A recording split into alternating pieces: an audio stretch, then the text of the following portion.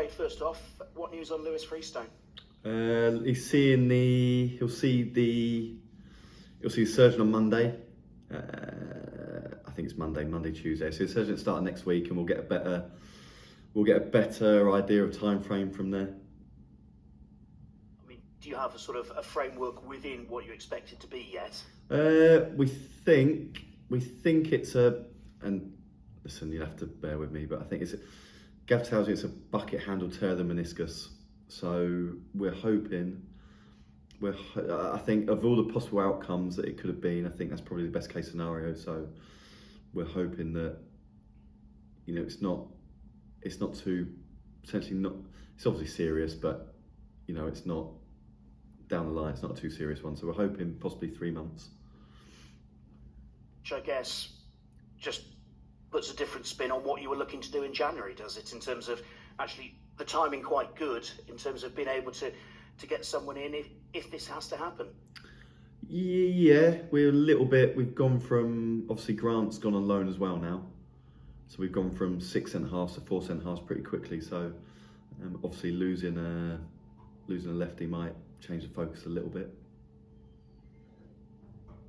And I guess it's doubly compounded as well with Charlie Raglan still being suspended for this weekend. So is it just a case of kind of get through this game then?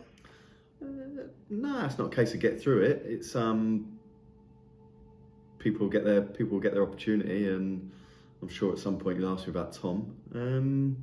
But Tom's been waiting in the wings. He's been really diligent. He's been really patient, and obviously we're down to 3 centre-halves at the moment. It's no secret we play with 3 centre-halves generally, so good opportunity for Tom. Yeah, you mentioned Tom Bradbury there. How much have you been able to sort of keep him involved and keep getting him up to speed on the training ground? Because obviously he's not been getting the game time with you. No, but I think a big part of that is incumbent on the player. I think generally our group are really good. So I think a good example is Bonzi came back from an injury. I think his first game back, I can't remember exactly what it was, but his first game back, he'd had a spell out. His first game back played 90 minutes, and Tom is that type of character. Tom, he's diligent, he looks after himself. We put sessions on, we offer extras. Tom generally takes them up. And if you look at the course of Tom's career, his journey, I think Tom's 24, 25 years old, and he's left the pro game. He's worked unbelievably hard to get back to this point, to this level. He's had to be patient within the season to get his opportunity.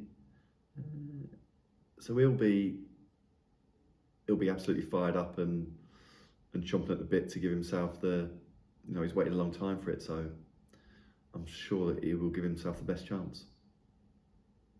And how close is Dylan Barker's in your thoughts as well? Because obviously, there's someone who, you've used at centre half at times as well. Yeah, Dylan's played there if need be. There's other options if we needed to. We've been flexible formation-wise in the past, so there's loads of. You lose players with injuries, and suspensions. It's part and parcel of football, and you find a way. Gives other people the opportunity, and you find a way to work around it. It's not it's not defining. You've let James Taylor go back to Bristol City. Presumably that's to free up more space in your loan in your loan sort of slots. Yeah, he's been great, JT. Messaged him last night and I just said to him that he's been the way he trains and the way he carries himself. He's been a credit to himself. He's been a credit to Bristol City. He's been excellent. Obviously, we weren't able to give him the opportunities that he would have liked. But no, he's been excellent, JT. Do you expect anyone in before Saturday? No. Short answer, wasn't it, Paul? Yeah, it was. That's fairly definitive. I'm not used to managers being so definitive. I mean, how is the pursuit of players going? Because obviously, yes, you'd like to do your business early on, but sometimes it's a waiting game to get the right player, isn't it? Yeah, and there's a lot of moving parts to it without being too technical or too boring. There's a lot of there's a lot of different parts involved now. So there's the player, there's agents, there's managers, there's sporting directors, there's loan managers, so you have to wait for a lot of different parts to click in place to finally get it done and over the line. But there's lots of manoeuvring going on behind the scenes. Morecambe this weekend. First off, it wasn't the fixture you were originally scheduled to play. How good is it actually to make sure that you've got this game and you don't have that trip up to the northwest coast midweek? I think we both just wanted to play. We both had a free weekend. We've had a couple of free weekends, so I think the players are sick and tired of having. I'm sure they're sick and tired of having weekends free now. So they just wanted to just suit everybody to go and play the game. So we're looking forward to it. And the last team they played up there, Burton, they beat them 5-0. I guess they go into it very confident. They're going into it really confident. I think they're 6 unbeaten at home. I think their last 2 at home, they beat Aki 2-0, Burton 5-0. I'm sure they would have looked at the week, Aki, Burton, ourselves, and targeted the week. And they'll be really they'll expect to win the game, I'm sure. When teams go in expecting to beat you, is that when Cheltenham are often at their best? No, I think we've just got to listen. We've got a lot of us and Morecambe we've travelled a similar journey over the past couple of years, and we're similar sort of clubs, and because of that, I certainly anyway have a bit of empathy with them. I think the manager in there's done a brilliant job over the course of 2 spells to achieve what he's done with the size of the club, and he's put together. We're really similar, so I understand the constraints and the resources, the constraints that he's under, and the resources that he has, and to do the job that he has done has been remarkable. So he's built a really good team there, and they're scrapping, they're fighting. You can see in their last couple of results they're in a good moment. But we'll go and do what we do. We'll go there and we'll look to give ourselves the best reputation of ourselves, and we'll look to go on the front foot, and we'll look to try and win the game. And it's not. We prepare for every team. We prepare for the best version of every team. But we do believe that if we present the best version of ourselves, no matter who we play or where we go, we've got a chance of getting a result. And does the second half performance against Bristol Rovers give you a bit of momentum going into Morecambe? I think we've been a little bit. We probably haven't quite what we deserved over the Christmas period. So I thought we deserved something out of the Plymouth game. I thought we deserved something out of the Rovers game, and the stats would. I don't live or die by stats, but the stats would back that up. So we've had to take it on the chin a little bit, internalise it, and our attitude will be, let's go to Morecambe and let's go and get what we felt we deserved out of those games.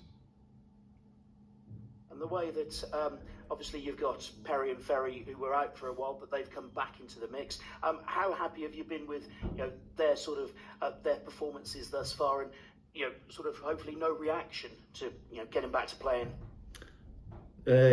You asked me specifically about TP and Will.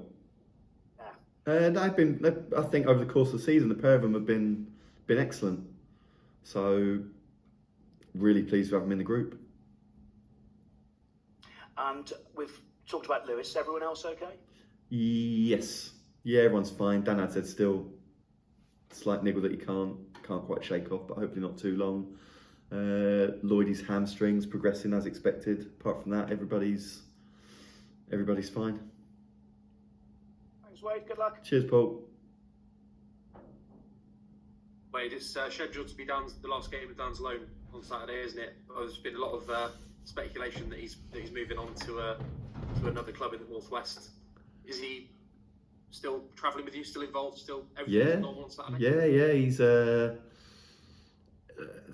whatever Dan does or doesn't decide to do, or Southampton do or decide, until